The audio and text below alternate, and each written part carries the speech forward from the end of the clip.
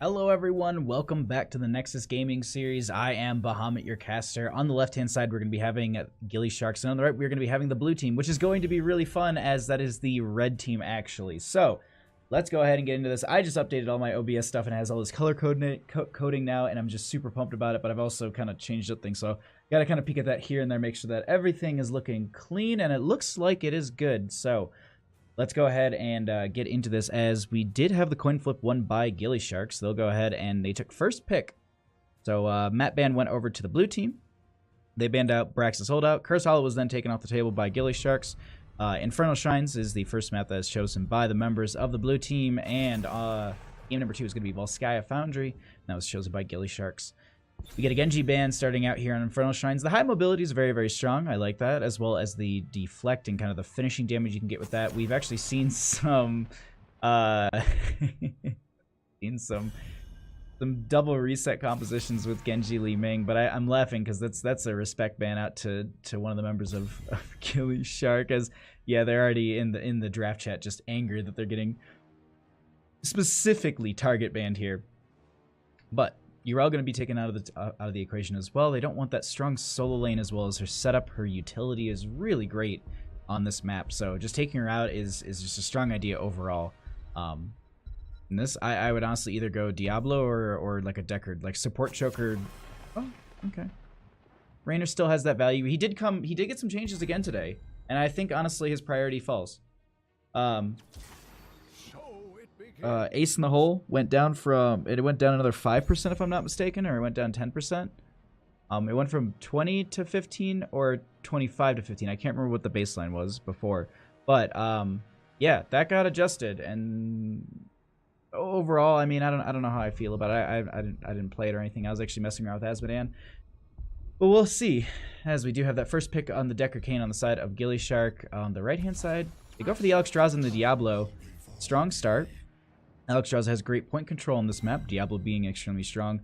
With Lightning Breath, we've seen him really at the forefront of the tank selection at this point. And the other thing, too, is Infernal Shrines is a great map for him to get a lot of value on. So I like that being picked up. But we're going to be getting a Dahaka for that solo lane, and a Joanna for the main rotation. I like this. It's going to provide some great wave clear, as well as some grouping.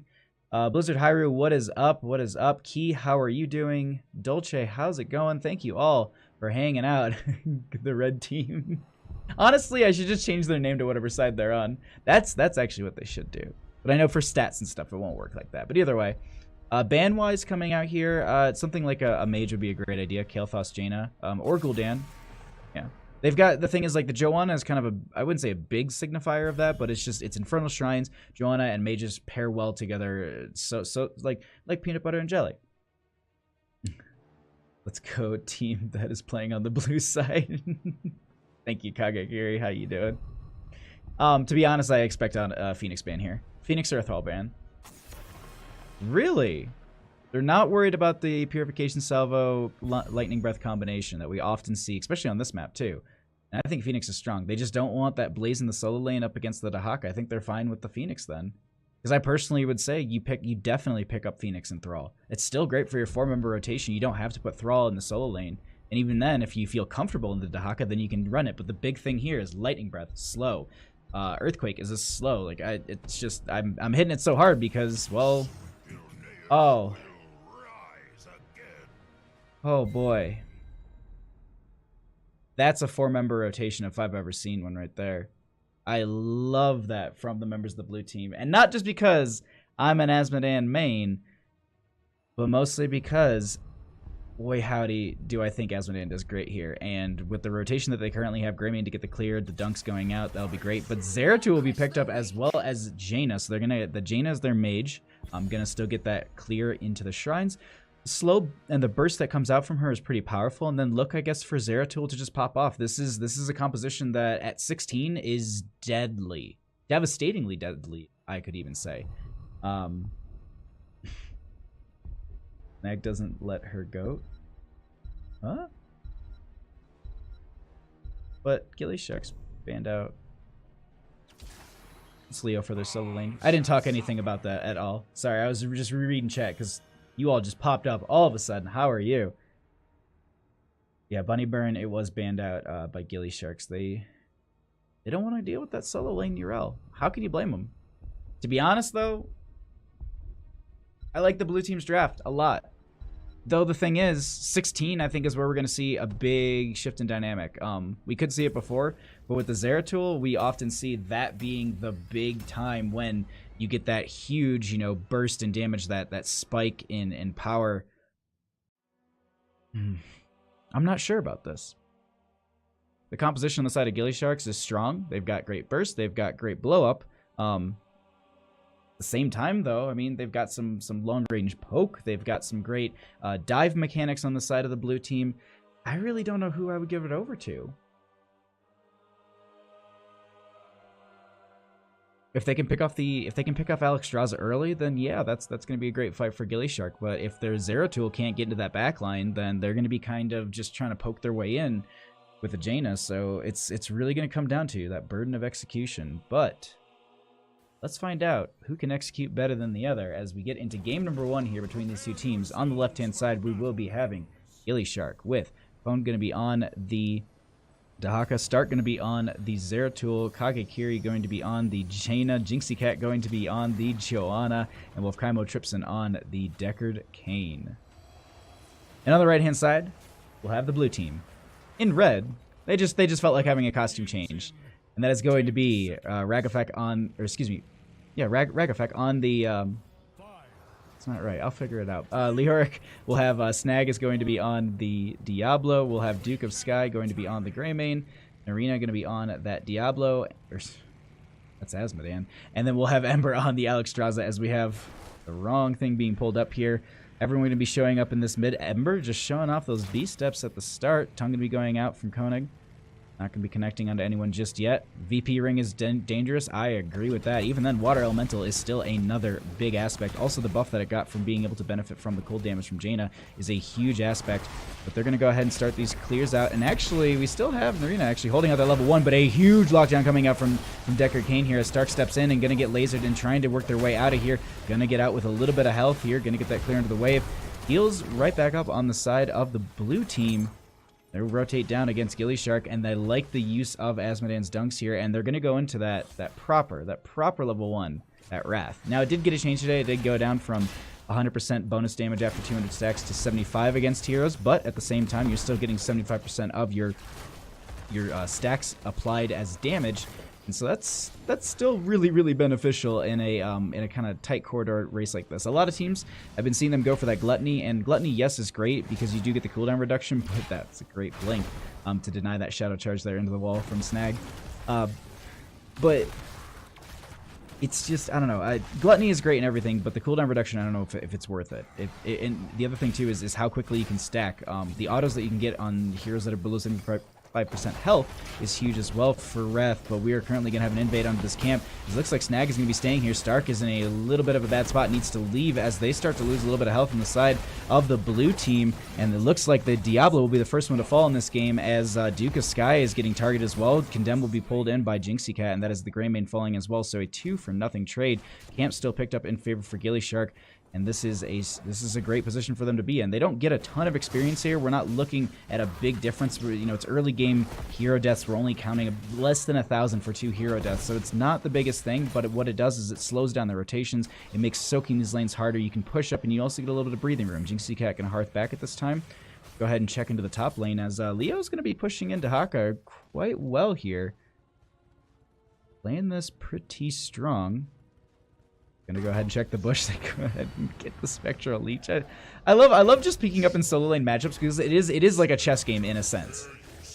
It's a little bit of a chess game. Meanwhile, this bottom lane, I do believe it was invaded by the members of the blue team here. I think the gillySharks had just the Deckard and the Jaina on this, so they just said, you know what, let's not stagger death before the shrine is activating. We'll leave Kagekiri down here. They'll be able to get the best and the quickest clear for our team.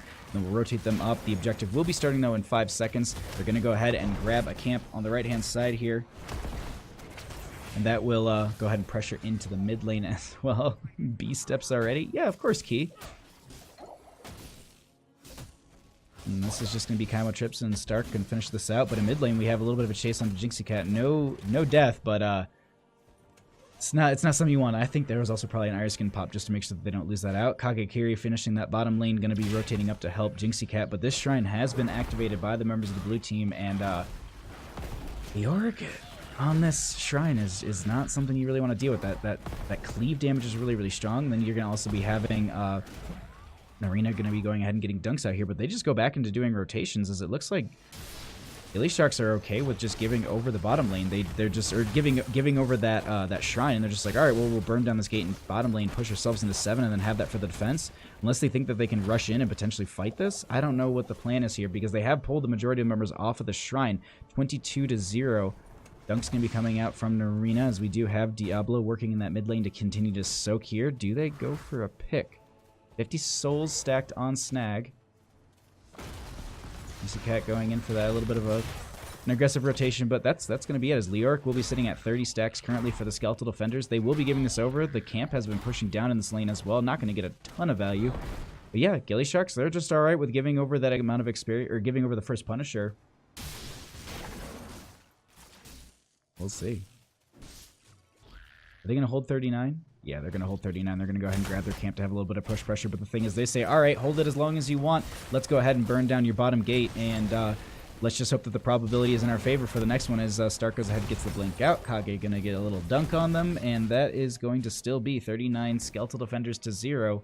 But this is allowing gillyShark to rotate around and get map control, get some camps going. Now, at the same time, the blue team, they're doing the exact same thing. They're grabbing this Bruiser camp that'll push into the top lane with the Punisher very well. I like the synergy with that. The thing is, though, once that Punisher gets popped, you have your best Sieger is going to be in the furthest lane away from you. So this is going to be a long rotation from this Asmodan to come into this lane. And I don't even know, do they go for the clear before that too?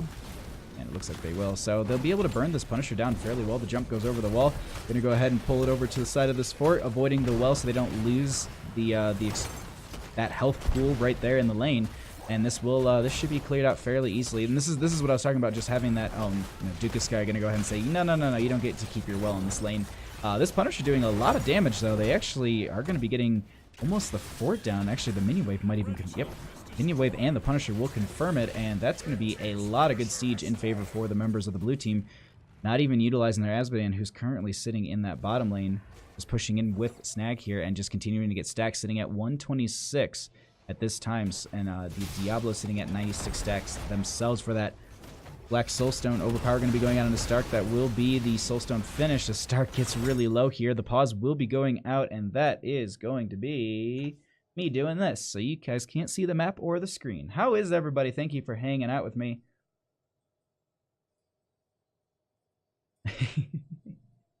I like how I was reading like, oh cool, Kagekiri with the sharks, and then like literally Kagekiri is just like, oh hey, what's up? Also, apparently my alerts aren't working. It says that I have an alert, but I don't have that. Stream labels, please get it together. Oh. Everyone's mouse stopped working? That's just confusing.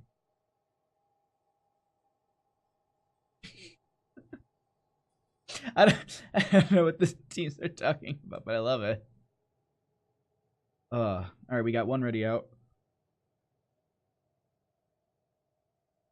Pull this away so I can at least get this all set here.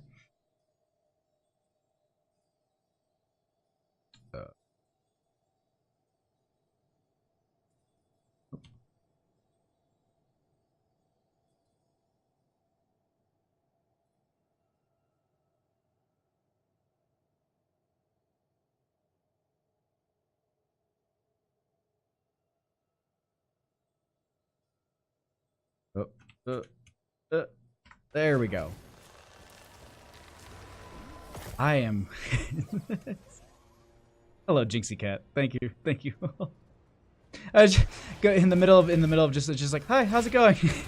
All right, we're gonna go ahead and get a rotation out here from the members of both teams. Actually, just gonna be going back to soaking their lanes. They're gonna be looking for the 10s here. It's a big aspect for, especially honestly, for the members of the blue team. Getting those 10s is going to be a huge tool for them in a lot of these shrines. Also, the clear for the Asmodan will really start to like speed up here as Let's see what we get for 10s for both teams, as they're going to be hit almost simultaneously. Camp going to be grabbed in this bottom lane. Blessed Shield, Isolations, VP. There's the rain that was actually predicted in chat. And stay a while and listen for a little bit of setup there. Meanwhile, on the right-hand side, the blue team's going to be picking up that Lightning Breath. We have the Entomb. We're going to have Asmodean with the Tide Pool. Go for the throw in the Greymane and Cleansing Flame. So actually no Lifebinder from the Alexstrasza. It's something that we often see, honestly, and I'm a little surprised here. They're going to go ahead and get a VP into this backline. The ring is going to go out underneath it. Will time out very, very well to stay a while and listen. On top of that, they actually get the kill onto the Jaina here, but they get a counter kill onto the Alexstrasza. Zeratul goes down, but then Greymane as well. So a 2-for-2 trade here, as it looks like that flank from Koenig is going to work out really well for them. Dunk's going to be coming out from that Asmodean, just going to continue to soak up those stacks, only needing a few more. Only needing 6, actually, at this time.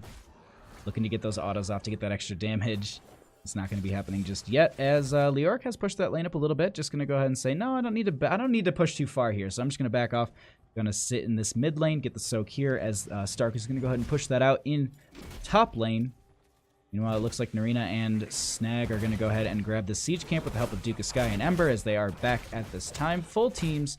Majority of the heroics are off cooldown. Actually, every heroic for the side of gillySharks is on cooldown, but we still have a couple up for the members of the blue team, as we will have the next Punisher in the bottom lane. It's almost like the gillySharks knew, so they took out that gate very early in that first shrine phase.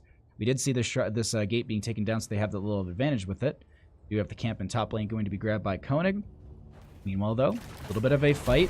Going to start breaking out over this 12 to 12 in levels. No talent to your advantage, no major kind of threatened area, but at this point, I don't think they're going to be going for anything here. No Void Prison. They have got everything, but that, and it looks like they'll just go ahead and let them have that camp, as the shrine will be activated at this time right away. Double camps in mid lane going to be pressuring that up. Deckard and Joanna will be going ahead and getting the clear onto this. Kagekiri going to be rotating in. Snag going to go ahead and get a nice kind of anchor for the friendly team, making sure that they don't miss out on, or at least get rotated in on, and just also can delay things out. I like this play, though. Going ahead and just dunking out into the bottom lane, trying to grab those 13s, and it looks like gillyShark, once again, they're just going to avoid the Punisher. Dark going to go ahead and help Koenig work down this top fort. Currently have the rest of the team going to be rotating up here as well. They're going to go ahead and grab this Bruiser camp. Are they trying to just not grab a single Punisher?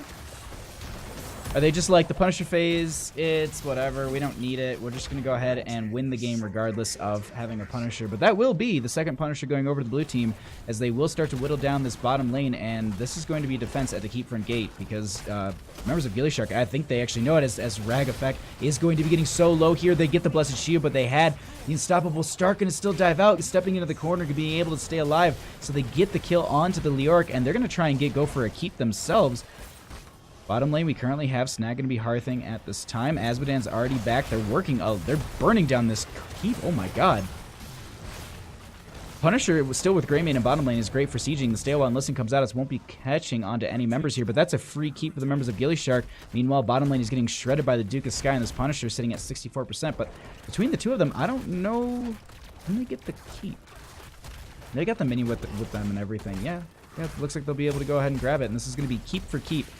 The plays in this game so far have been out of this world, and actually, in a confusing sense, out of this world as well.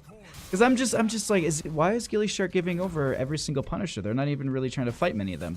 It's not like they're that massively down that they can't fight it, but it looks like they're just playing it really safe in some situations, and they don't really want to go for too much. But keep for keep, as we go ahead and have rotations breaking right back out. And it's just going to be camps picked up. We have Stark kind of sitting in this just prowl position over here, seeing if they can catch one of the members in a rotation or something. Not going to be happening. Leoric going to be clearing out that top lane, making sure that they're not going to be taking too much from those catapults stacking up there. 15 to 15. A little bit of an experience advantage in favor for the members of the blue team here, as next Punisher will be in top lane. This is the most benefit for the members of gillySharks. At the same time, it's still that is honestly the best situation for the blue team, because if they need to consistently clear at catapults, that's going to be in the lane that the next Punisher is. So Void Prism actually going to be going down just onto Alex Raza. That will be the Stale Wild Listen coming out. No, it won't be, actually, as the Ring of Frost comes out. Stark going to be trying to get some damage out, and they're going to be getting bodied by the Greymane here, and it looks like the Dragon Form will be popped. Jinxie Cat going to get out of here. Koenig is actually, I think, going for a flank, but it's not working out too well, as the team actually ends up losing their Decker Kane as well, and they really need to get out of here, but this looks like it is going to be a 3-member wipe in favor for the members of the blue team. And they will push into this mid a little bit, getting the dunk out onto Kagekiri. And there's a lot of damage going out from that Asmodan. And they'll go ahead and siege into this mid lane. Meanwhile, top lane, Leoric has pushed this lane out a little bit, not allowing the catapults to do too much. Spam fire to help Ember. What's up, Mr. Lard? Thanks for coming out and checking out the stream.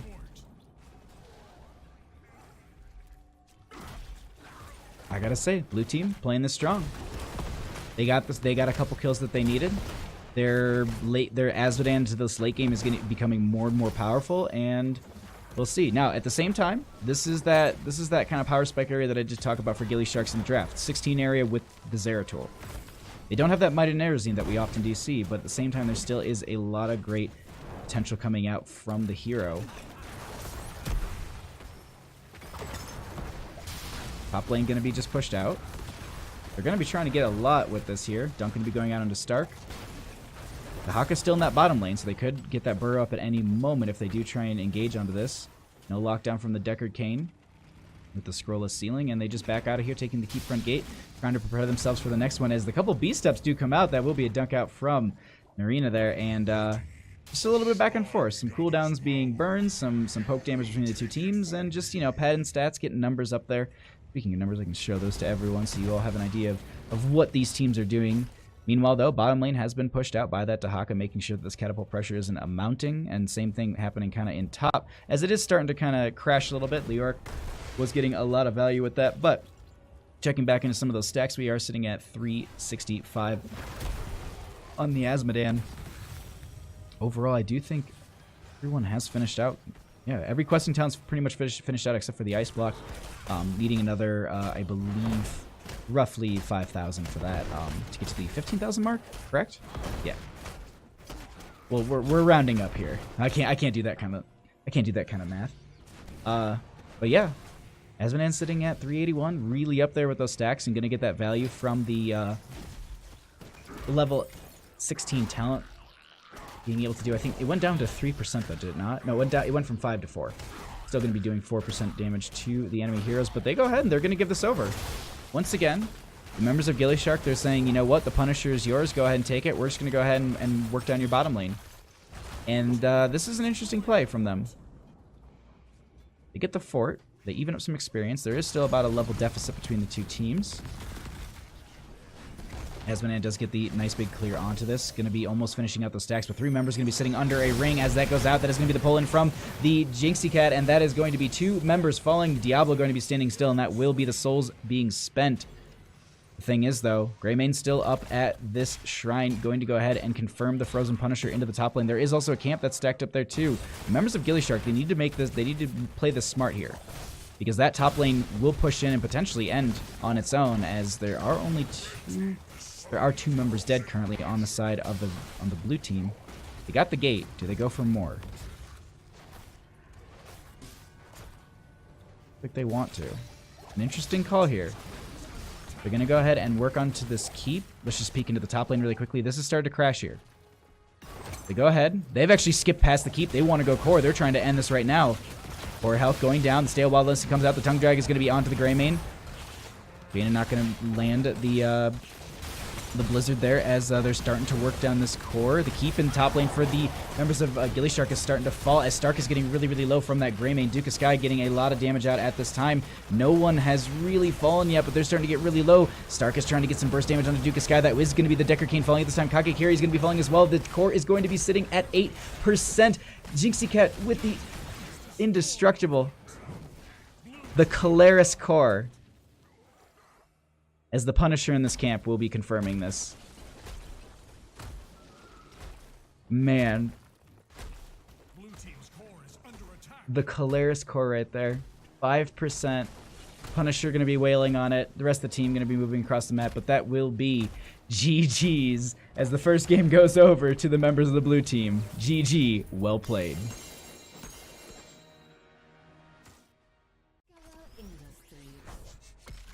Let me go ahead and also update the team score because I forgot to do that. There we go. And let's get into this draft. 5% isn't ambitious as much as it is trying to figure out how to get that extra few percent. Like 1 or 2 heroics up and gillyShark take. Yeah, exactly. It's the little things like that. It's absolutely crazy. What's up, Nikki? You can also hold 20 talents if you're doing that. That was a great first game. All right, let's go ahead and get into this. Let me catch you all up on what the coin flip was, because I'm sure you're all very interested in that aspect of this. So, coin flip was won by gillySharks. They chose first pick for that first map, giving over map priority to the blue team. They banned out Brax's Holdout. Cursed Hollow was then taken out by gillySharks. Infernal Shrines was the first map chosen by the blue team, and gillySharks are choosing map number 2, and that is going to be Volskaya Foundry.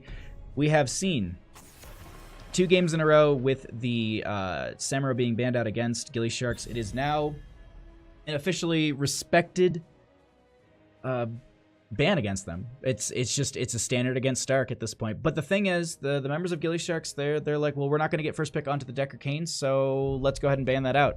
Extremely strong hero on this map. Extremely strong hero on every single map. You can make an argument for him everywhere, but I really love him in these situations. And we're going to see another ban out onto the Rainer. High priority into taking them out of the series, and actually, once again, we're going to be seeing a support choke actually from gillyShark. They don't want that Alex Raza either, but that is going to be a first pick Urel for that solo lane. A lot of good utility coming out from the blue team here at the start. Ardent Defender is a great aspect for teams, but that's a insta 1-2 on the Blaze Diablo. But they're alright with giving the Urel over. They believe that the Blaze is going to sustain and be strong into the lane against her. We do currently have some strong dive coming out from the members of gillyShark. Maybe we look at their draft and it's looking divey, so maybe they just go hard into that. They're going to maybe look for the Greymane.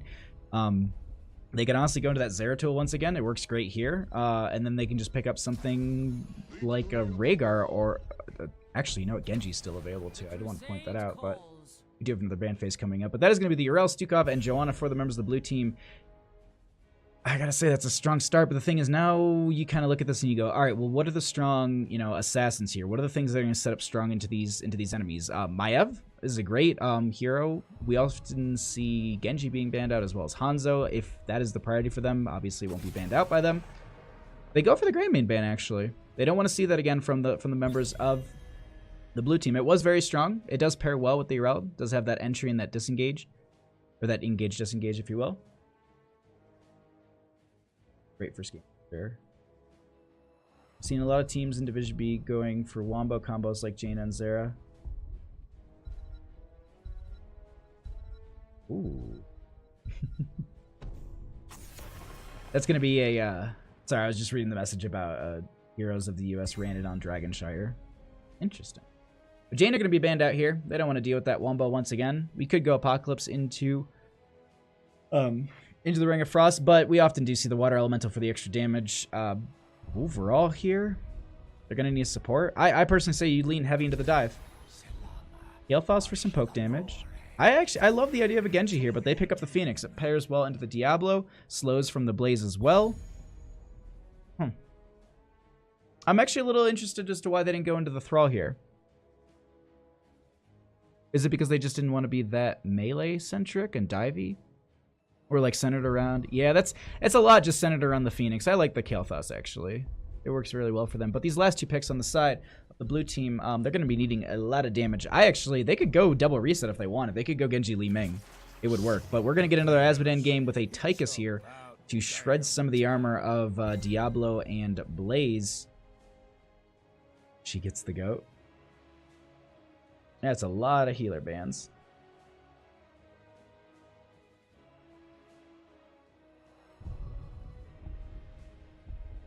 Yeah, you're right. Dolce, you were very right on that. Oh.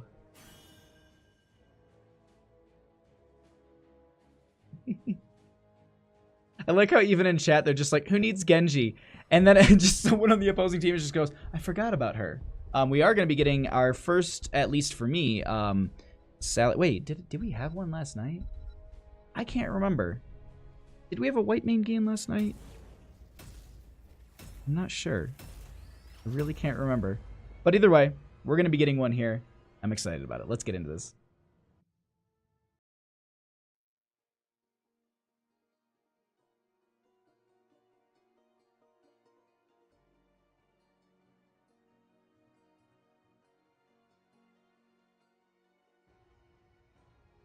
Fun if it's not Ember on Urel. Well, Key, gonna be Ember on Urel. So we'll see. We'll see how this specific player is on Urel, as chat seems to know something I don't. But let's go ahead and find out. As we get into game number 2 here, can gillyShark even out the score, make it 1-1? We'll find out, as Kagekiri will be playing the Phoenix. We'll have Stark on the Kael'thas, Jinxie Cat going to be on the Diablo, Koenig going to be on the Blaze, Kaimo Tripson going to be interrupting the twirls here with dancing on that Sally white main. And on the right-hand side, we are going to be having up one game, trying to make it to the blue team. Report Ember AFK, as we will be having Ragafek on the Stukov. Ember, who is not AFK, going to be on that Urel. Snag is going to be on the Joanna. We'll have Narina once again reprising the role of Asmodan, and Duka Sky going to be on the Tychus. With a great skin, a great like mount skin synergy. I do have to say that. Ember going to be going ahead and getting some beast steps out. Conan going to be doing the same. They get the beast steps out, and they start this fight here, as we do not get no convection on that Kael'thas. We'll say that. Jinxie Cat going to get the Shadow Charge out of nowhere onto them. Some poke damage going to be coming out here, as we do have once again Wrath for the Asmodan at level 1. We have that run and gun for the Tychus. Also going to be having the Mana Addict for the Kael'thas. So going to be having that shielding. Going to be huge for them, but bottom lane, we'll try and peek at this here and there, as Ember going to be getting some real big poke damage onto Koenig here. We'll peek back at that here and there, as we are going to be having the rotations between top and mid. And this is going to be this is the bread and butter for the blue team. These early game rotations, making sure that they're getting as much value as possible here. The one thing that I'm a little worried about is, yes, they have the Joanna, but the thing is, they don't have that little bit of burst. I think if maybe they had something like a Gul'dan or a Jaina, that might be able to weave some of those globes in between some of the blizzards or the fell flames. It's a little bit of a quicker clear. That's just a note from me, as we get some beast steps coming from between the two teams. Kagekiri and Kaimo Tripson going to go ahead and grab this fortification camp, as it looks like Tychus and Ragafek is going to be going ahead and grabbing the right-hand side. So almost simultaneously, going to continue to soak these lanes, stack up the Asmodan, and make these rotations, as Stark is going to be looking for those regen globes as well. Going to be sitting at 7. Diablo sitting at 21 soul stacks. Q build, W build, or E build? Press 1, 2, or 3 to vote. Let's find out here, though, as we do continue to have these stacks. About a minute going to be happen. In about a minute, we will be having the first objective popping up. So the siege camp going to be grabbed here on either side, and I gotta say the rotations between these two teams are absolutely on point. No team really missing out on much, if any, experience. The rotations have been really clean between the two teams. Asmodan still stacking up quite nicely. They haven't really given over too much in the bottom lane. Kind of getting pushed in a little bit here from Ember.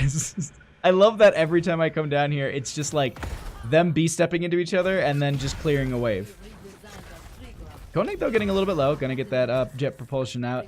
Kael'thas going to go ahead and try and get the clear on this a little bit quicker before the enemy team rotates up. Maybe they can get a little bit of extra value, but Stark not going to be able to do that, as Kaimo Tripson might be getting caught out here. The slow will be coming out from Snag. They actually, Kagekiri going to be stepping up with them as well. Going to rotate around that wall and be just fine, as they actually are be looking for some damage onto Snag here. Going to be rotating right back into that fight. Slow not connecting out from Stukov at this time. And it looks like we are going to be having the first Triglav Protector point activating.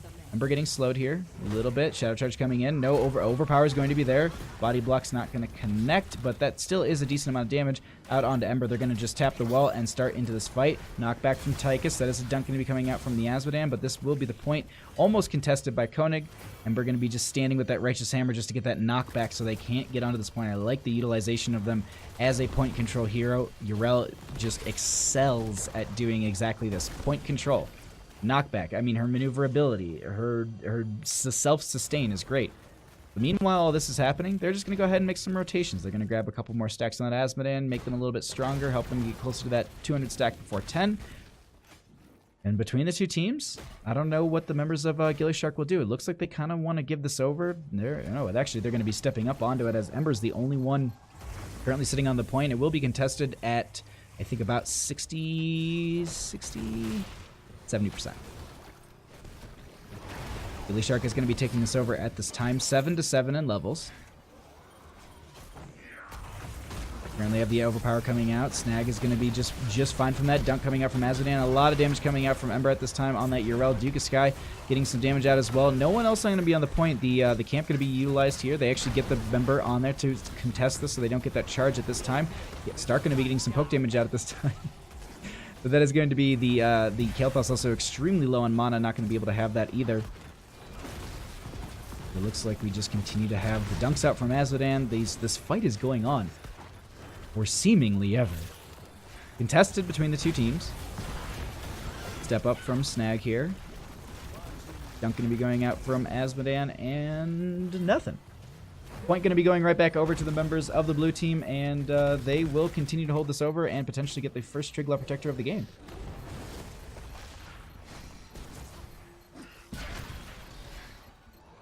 Do you take the buff talent on Tychus? I can take a peek. I don't know my Tychus talents offhand, but they will be going ahead and stepping on this point. Marina going to go ahead and get some damage out here as well, just poking onto a couple of members. Jinxie Cat going to get lasered. They're stepping onto Koenig a little bit here.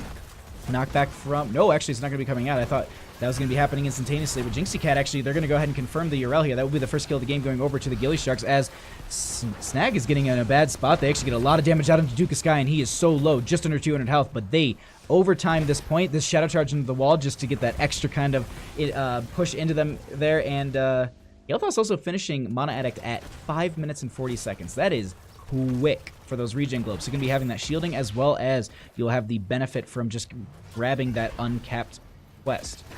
Goat equals free win according to Siege. We'll find out, as Duke of Sky is going to be taking a lot of damage. We'll also see, I'm curious to see what's going to be happening when chat sees the first Urel fall. Well, the only Urel fall. Because when I said first, I was like, what doesn't that? It kind of implies that there's another in a sense. But either way, point going to be at 90%. Urel is going to be back here. They step up onto this point. Dunks coming out from Asmodan. A lot of damage going out onto Duke of Sky here. Going to get that dash out of there. Looking for a way out. Going to have to hit the conveyor belt. Koenig not in the best spot, at least health-wise. Going to get pulled in by Snag here. Going to also get jumped in by Ember. They're really focusing. They're getting really, really tight in that corridor, and Asmodan is going to excel so well there. Jinxie Cat so high on health. Sitting at 100% souls, so going to be able to get some great healing here. But Dunks going out from Narina, not going to confirm any kills, but that is going to be the first Triglav Protector in favor for the members of the blue team, as they will grab this. And do they do the meta thing, or do they do something different? Typically we see gate taken down, rotation into top, go for that well, making sure that you prep the lane for the next objective, and that is going to be exactly what we see here, as these teams are going to be rotating the Punisher into the Triglav Protector into top lane, taking down the gate here, looking for that well, and it sets themselves up for one, an experience buff. They're going to be looking at their 10s way early here. We can see the experience between the two teams is really starting to grow, as this Triglav Protector is getting a lot of work done. But the reason that you see a lot of high priority onto this top lane structure, and as well as the well, is because the next lane, or the next objective, is going to be in the top. It's going to be right over here. So not being able to have your well to sustain that lane is a huge aspect. So continuing to always push into that lane and just, prepare yourself for the next objective, that's really the name of the game on this map. And they've actually pushed themselves up a little bit here. Triglav Protector sitting at a couple seconds left. They actually still have 60% of health on this thing. Didn't get really burned too quickly or too much, as the Triglav Protector will be ending at this time. Gonna go ahead and dive in here, as this will be a 10-10 fight. We have a lot of damage coming out. That is going to be the Commandeer Odin, as we get also the dunks coming out from Asmodan. Phoenix is going to be zoning a few of them away. We also get Snag moving in. That is going to be the knockback, the Righteous Defender from the Urel. And we have the kill onto the Kael'thas here. The bunker did come down as well. Jinxie Cat sitting out with that lightning breath, going in for the bunker, but it didn't work out because it just ended, and this is not looking good for the members of gillyShark, as they get picked off once again here.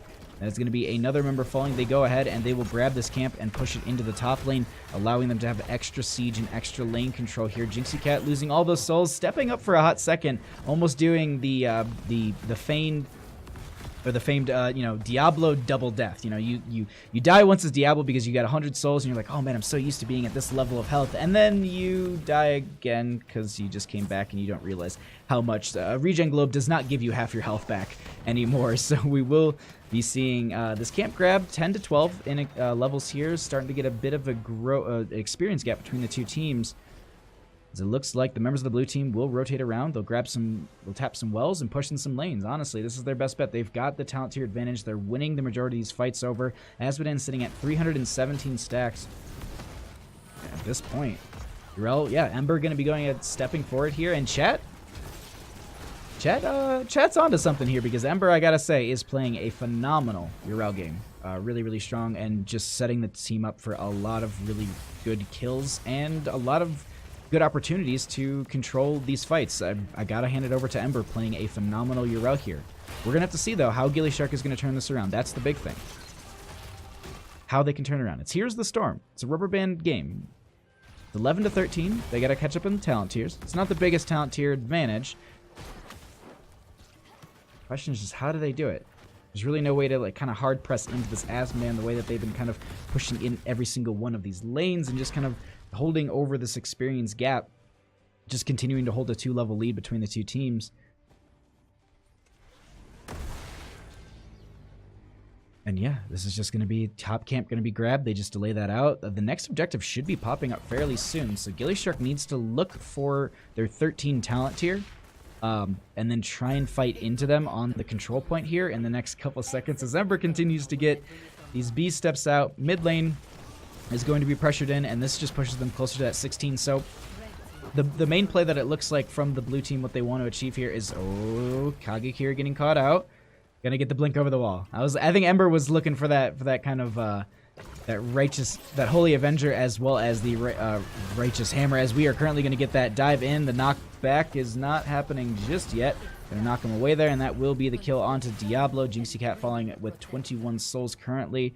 The next Trigger Protector has been activated, and they can't fight into this. It's 12 to 15. The blue team, they're going to go ahead and just hold over this point with the Tychus. Meanwhile, in bottom lane, they were trying to push this in a little bit, but Stark and Koenig are going to back off as they started to miss a couple people on the map, and they were like, it's not worth losing, staggering deaths here. But realistically, Diablo's back. This is their chance to fight. It's 13 to 15. It's the even talent tier. This is, if they're going to make a call for something, now's the time when they got to make that call, as we currently have rotations coming out. They're just going to get some lane clear. We do have the siege camp available in that top lane, but Jinxie and friends look like they want to go ahead and try and deny this Triglav Protector. Let's see if they're able to do it. It's currently a 3v5. They haven't rotated the rest of the team up. They can split some of the members here and maybe get a kill, but it's not going to be happening as they kind of just scatter while the rest of the team rotates in. Commandeer Odin coming out from the Tychus at this time. Urel going to be diving in as well. We currently have some damage just being dumped by Narina, as Koenig is going to be dropping the bunker to save themselves for the time being, but that is going to potentially be the death of them. Charge going to be going out, connecting onto Snag, denying them to get out of there, as that will be the Triglav Protector landing in favor for the blue team here, as Kiri getting the blink out. They also get that stall from Stark with the Gravity Lapse combo trips, and going to be trying to get away here. Just going to be fine as the dunk goes out. Phoenix will not be living from that. And that is going to be the Triglav Protector pushing through the top lane onto this keep. And the question is, are they able to end?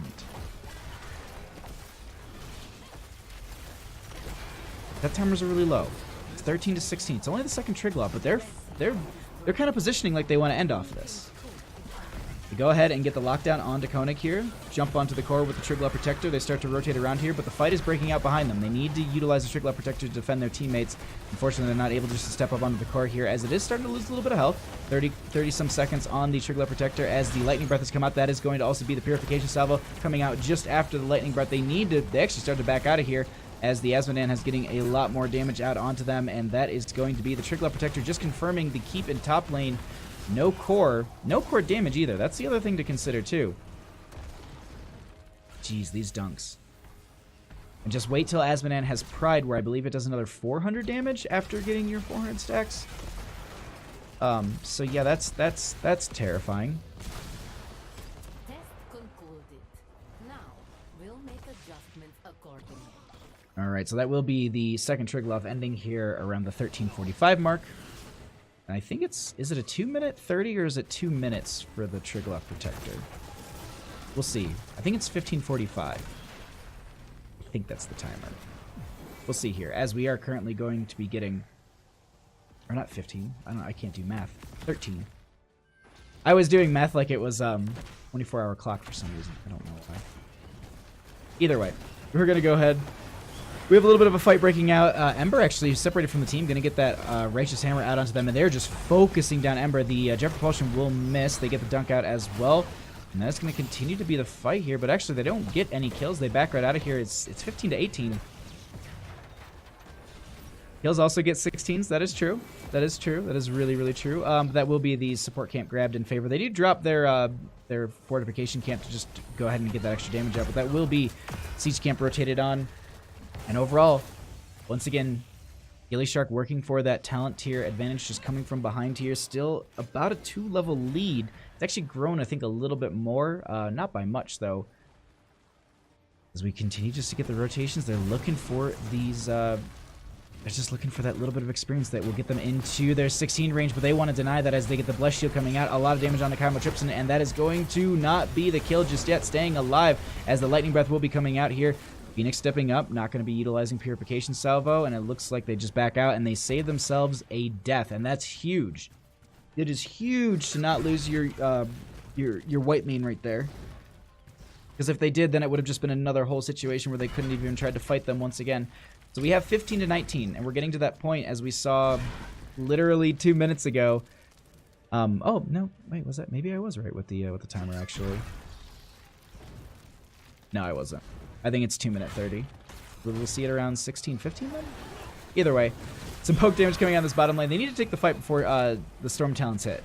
And Blaze still sitting in that top lane, pushing back the catapults. I don't think they're going to be able to achieve that, as the Storm Talent here should be achieved easily by just kind of pushing and holding this bottom lane for the members of the blue team.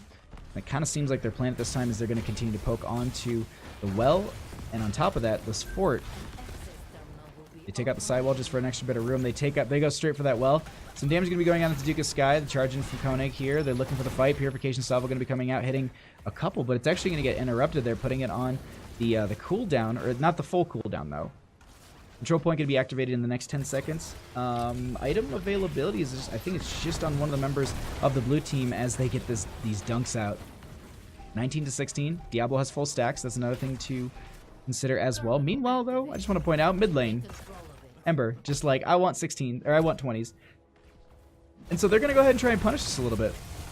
Massive shove. A gigantic shove going on into Koenig there, pushing them so far into the lane. They actually going to hold down bottom lane fairly well and actually push into this. I love this play, but this is going to be 20s in favor for the members of... Oh, God. That Pride. So it's 125, sorry. It's after 400 stacks you get 125. And a 15% increased area? Yeah. Jeez, it's just terrifying at this point as the charge will be going out. They're trying to retreat out of this. Blink will come out from Kagekiri. Actually going to get interrupted as well. So Koenig is so low.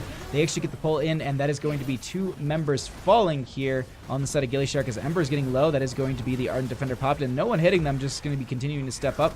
Overpower coming out. That is going to be the cleanse there, and these dunks coming out from Narita are so terrifying. Stark sitting under 50 health.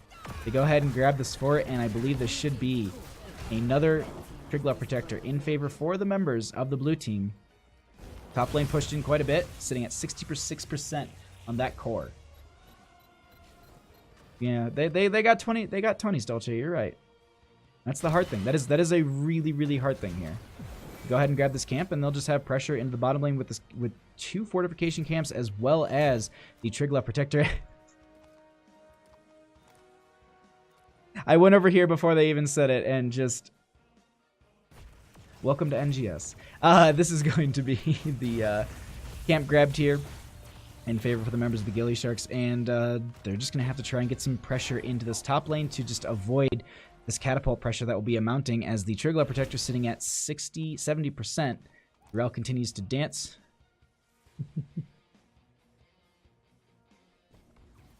And just the chat right now. Jesus.